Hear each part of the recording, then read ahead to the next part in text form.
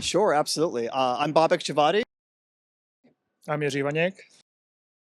and we run the fundamentals of covert entry for red teamers training here at ZeefCon.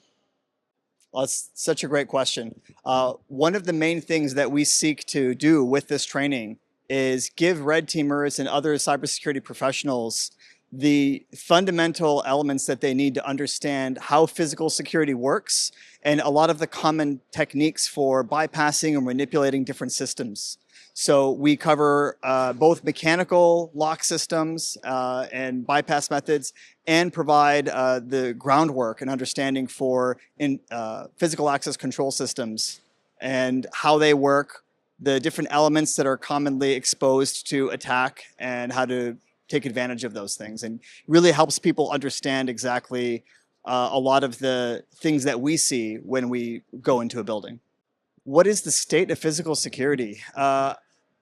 I think things are always improving, and certainly they've been better today than they have been in the past. But I think one of the really interesting aspects about security as a whole is that the improvements that we see are more, there's like the high end is moving very quickly, but because very often it's hard to justify the resource expenditure for the mid-range and low end, we still see a lot of legacy technologies and legacy implementations being used that keep organizations vulnerable effectively.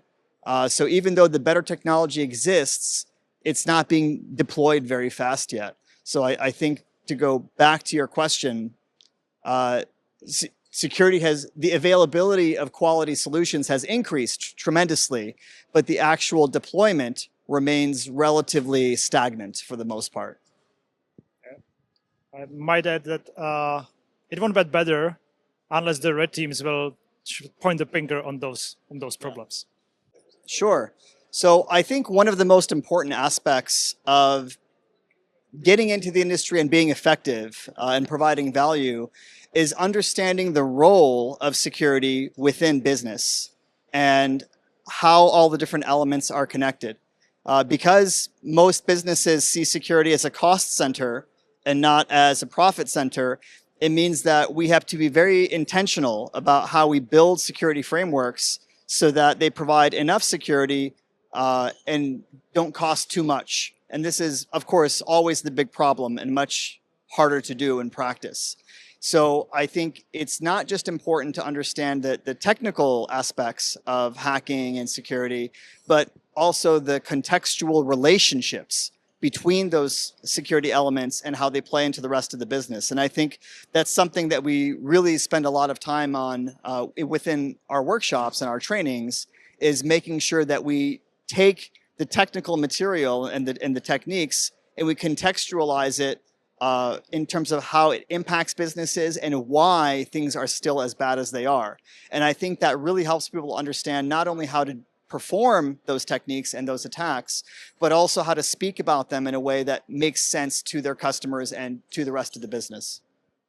So the main thing that we like to focus on is, as the name implies, we are really focusing on the fundamental elements of covert entry, both as it applies to mechanical access and electronic access systems.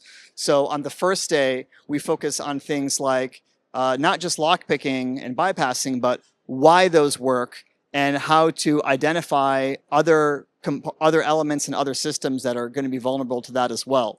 And so this way, when students encounter systems that we don't cover in class, they'll still have the necessary experience to know where to start looking. And it really helps them understand where the biggest gaps are and helps lay the groundwork for future learning and education in that discipline.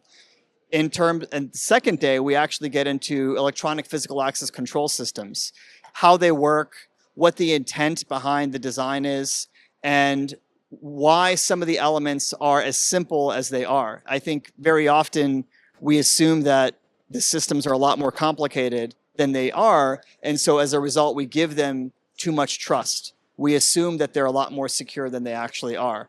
So that's, I would say, one of the biggest takeaways is people get to really see under the top surface how everything is set up and how it works. And they get to try out different offensive attacks, everything from, card cloning and, data interception manipulation to bypassing different types of mechanisms.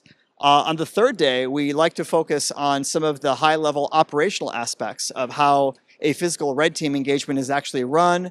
We touch on topics like reconnaissance and things like that. And what we really like doing is we have a couple of challenges that we've built out for the students so that they can, by the end of the third day, go through a realistic challenge where they have to actually take photos of keys and key cards from a distance, and they then learn how to duplicate those things without touching them at all. And I think that's a very unique skill set that translates very well in the real world. And we had a lot of fun doing it, and the students loved doing it as well.